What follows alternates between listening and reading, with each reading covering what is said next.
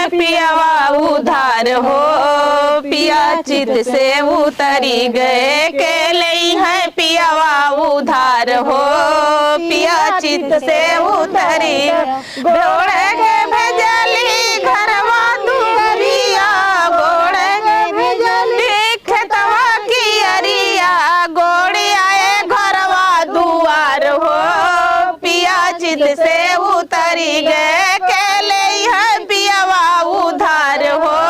पिया चित से उतरी गए बान के भेजली गैया भैसिया, बान के भेजली गैया भैसिया, बान आए सासू का गोड़ हो, पिया चित से उतरी गए, बान आए सासू का गोड़ हो, पिया चित से उतरी गए के लई है पियावा उधार हो,